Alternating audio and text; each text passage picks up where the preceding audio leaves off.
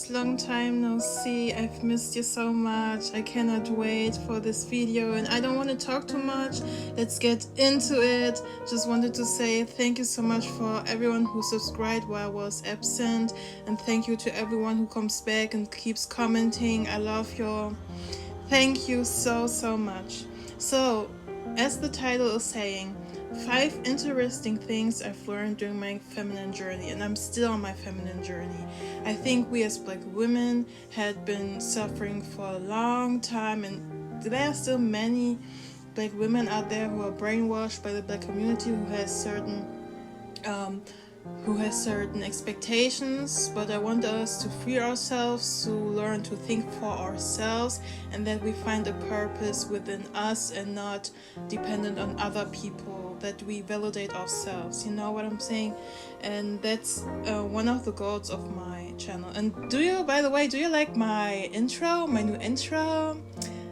I was like, it's a new year, let's make a new intro. I've been absent for a long time. Anyways, okay, let's get started.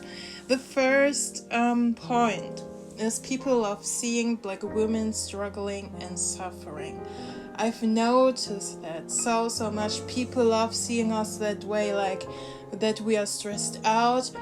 We are that much stressed out that we look angry, that we don't look healthy, that we look tired, we don't take our time to dress up, to paint our nails, and so on.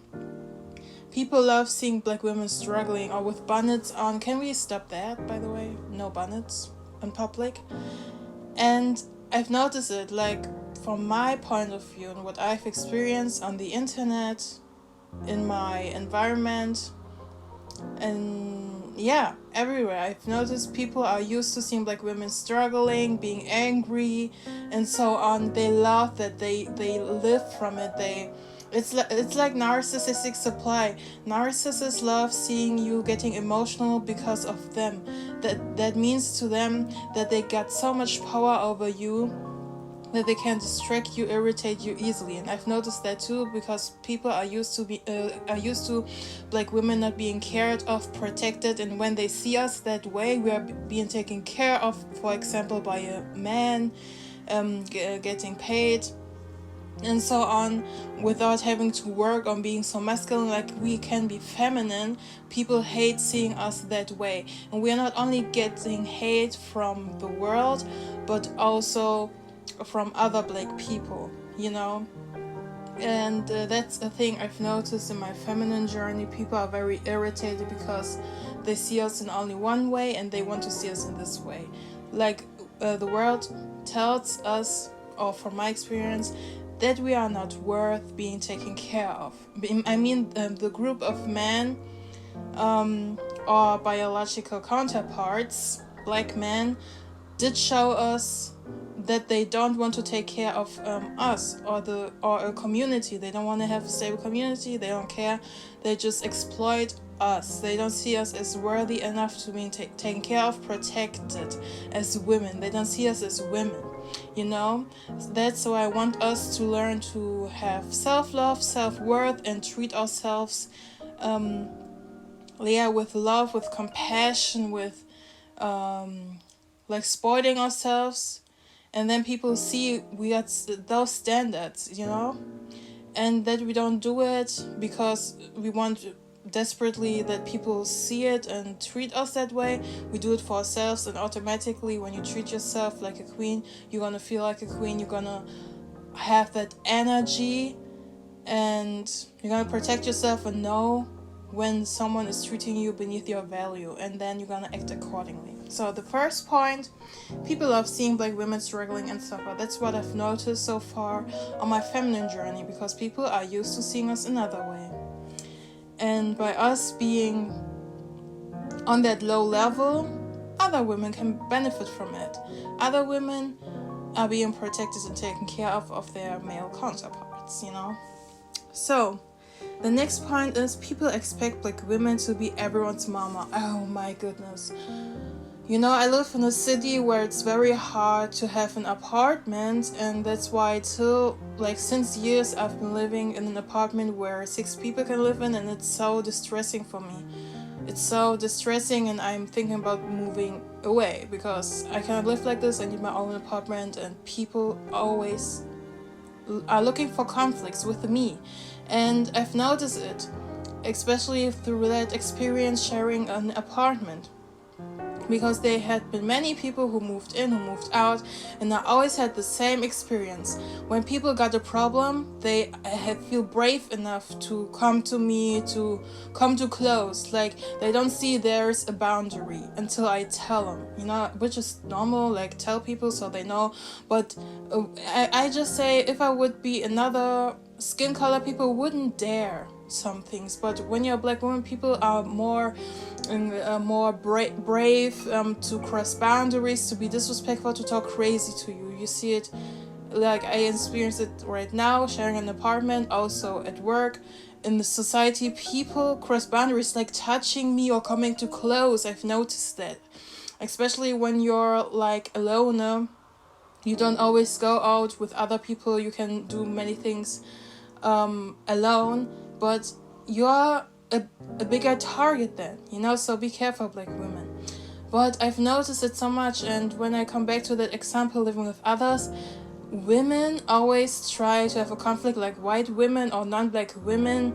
They always, like, when you don't be their slave, their pet, you are their enemy.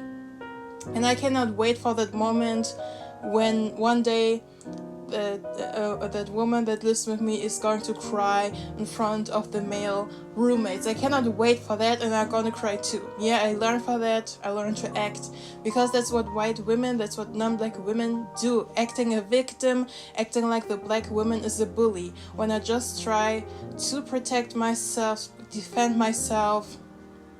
And I've noticed, to come back to people expect us to be their mama, like, people always expect me to take the initiative, to be initiative, to have that masculine energy, to plan, to be structured and so on. Like, let's do a household plan. When are we going to clean? I did that at the beginning. I was so energetic, but I've noticed people always expect that from me, and then they don't, like, then I'm the only one who's doing the cleaning, and the other ones are lazy, or they just go, they don't tell they are like on a vacation, maybe they don't tell, they just leave it. So irresponsible. And I've noticed there are some people who are not used to using their own brain cells to fix a problem, to find a solution. They expect me to give them the solution, make it so easy for them. But I'm like, when I'm able on my own to figure out the solution for problem, then you are also able to do that. You're just lazy, you just try to make your problems my problems. So, black women, to sum this point up, and I don't want to make this video too long, like, be more passive. Like, nobody wants to clean the apartment, nobody wants to make a plan. I'm saying nothing, and I don't clean a thing. I just clean my room. I don't care. You need to show people how they can treat you. You need to demand respect, and that's what I'm doing. And that may sound childish, like just clean, like hygiene on. I know.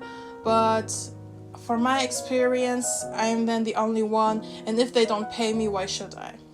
So to sum it up, don't feel responsible for other people's problems. That's actually that point. Don't feel responsible for other people's problems. What I've noticed, people are not used to black women being more passive and being like indifferent, that I don't get angry and so on and say, oh my god, why is no one cleaning, and so on in front of others. No, I'm not going to invest my emotions into people who are not deserving of my emotions, So that's the thing. I won't be anybody's mammy anymore. Your problems are not my problems. You can figure out yourself some solutions. I'm not your mama. I'm a feminine, beautiful woman with high self-esteem, okay? So, and you should spoil me. I receive. Like, being feminine means you receive. So, The next point is jealousy, of course. I've noticed like my phone is dry as hell, and I'm very picky and careful with like which people I give my attention, with which people I want to stay in contact. When it comes to family, when it comes to friends, I don't have friends. I just have one person I talk to and meet sometimes, a woman, a non-black woman, and I'm very careful what I'm telling her. And I've once heard someone saying something like, don't tell your friends what you wouldn't tell your enemies. So even if you have quote unquote friends or like free time friends, never tell them, like, I don't care how bad you feel, talk to yourself, write a diary, talk to a therapist. Never tell your friends what you wouldn't tell your enemies. Don't give them too much information. You never know. You never know. And all the crazy stories we hear out there, what friends could do to you, no. I'm careful, I keep my distance, and I love spending my time working on my relationship to myself, that it's stable, that I'm getting unshakable emotionally, that I'm calm, that I have that inner peace. Instead of always trying to seek outside validation, always trying like external sources, energies, focus on yourself, like enjoy the time with yourself. You're gonna die alone, like work on that inner peace and acceptance for things you cannot change, accept yourself and so on. And instead of having fake friends or family members or siblings or sisters, especially when your age gap is not that big, the jealousy is big. Like, I couldn't believe it myself, but with the time I've noticed, there might be some jealousy between me and family members, between me and friends, and I let go of many friends. To my family I have a distance, I'm just careful. Also, men can be jealous of you. We see it with black men. They are jealous of black women. Many of them are feminine, are toxic feminine, So be careful. That's the thing that will happen. Your phone will be dry once you make that level up, that feminine journey, because you're gonna, like, when you look feminine, when you act feminine, you can use it to your advantage, and also good for yourself. For many women, it's more natural to be feminine, but for you to be feminine, the environment and your mentality needs to match, And I think true power is when you can balance it out and activate automatically your masculine and feminine energy when it's needed, It's an art. It's almost an art you learn, and it's so interesting. So, and also to the point that people expect us to be the mama, also people expect us to be everyone's social justice warrior, and they take our support for granted because we publicly show we know how it is to be get discriminated against. We are so compassionate with other groups, with other marginalized groups, but many marginalized groups do not care that much about us. So can we start that energy and that attention we give to others? Can we start to pour every single thing into ourselves, please? That's needed because it's necessary for us to do that. All right? Let's be more selfish and also exploit others. I don't care. The world is unfair. It's a fact. And if you want to survive, you better stop being naive. So, the next point, the last point. To jealousy. Jealousy also leads to loneliness. That's what I said. Work on your relationship to yourself. Maybe do therapy if it's needed. And also that women always, insecure women, when they see you, when they see your energy and your beauty and so on, because you take care of yourself, this jealousy leads to them they wanting to have every single attention they can get from men, no matter which type of man. Insecure women are very dangerous. So please be careful. And they always want to compete with you, although you didn't even notice they exist. It's crazy. You do something for yourself and people feel offended. Unbothered people bother people. When you're unbothered, you focus on yourself. You're not that angry, stressed out, typical many black women, social justice warrior people are triggered and confused, but let them be. You need to know your why, and that's the last point. You need to know your why you're doing this feminine journey, so you keep doing it. You don't give up, even if you need some breaks, and you know that some days you don't feel like putting on makeup and I don't know, putting on nail polish, or I don't know, some days, like, don't expect to be perfect and always be 100% cute and feminine. There are some situations you need to be more masculine, and you need, like, being feminine doesn't mean be weak and stupid and so on, but I think you ladies know what I mean, what I'm trying to say. There's always a balance, and it's important for you to need to know your why. I encourage black women to regain their femininity. We deserve it. We deserve to get spoiled, to have an easy life, okay? And to have an easy life means don't work hard, work smart. And we are smart, but sometimes I think we work hard unnecessarily. Learn to receive, from people, accept help, ask for help, it doesn't hurt. And learn how to use your femininity to your advantage, because femininity is power. Doesn't seem like it when you do it in a smart way. It doesn't seem like it's powerful, but it's powerful. We all know that. And that's why it doesn't surprise me that much that in society women had been being oppressed, because people fear the femininity, the feminine power. Yeah, we have, alone with our experience, what we can do with our aura, with our energy, once we have that high self-esteem and confidence and joy in life, because we work on our relationship to ourselves. So ladies, these are 5 things I've noticed so far. I would be real interested to know, do you have that feminine journey too? Did you always have been feminine? Did your mom teach you how to love yourself? I know many black women have a difficult relationship to their mother, but maybe some of you have a healthy one, or you have other female role models. Please let me know your feminine journey. What do you think? What's your opinion to these 5 things I've noticed? Do you experience the same? Do you think the same? Please let me know all of your thoughts in the comments. I would like to know. It's been a long time since we've been talking, and I've missed you so much. Thank you for your support. I appreciate it 100,000 times.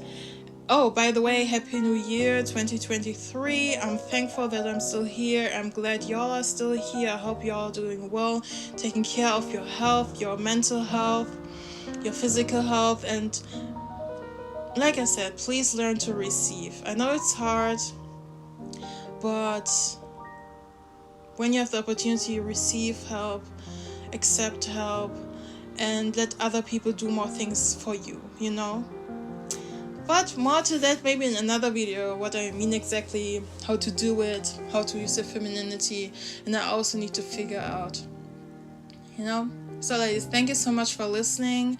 If you did listen to the end, please let me know with a flower emoji, so I know, did you really listen to everything, and I see you in my next video. I won't stop with this channel, Thank you so much. See you next time.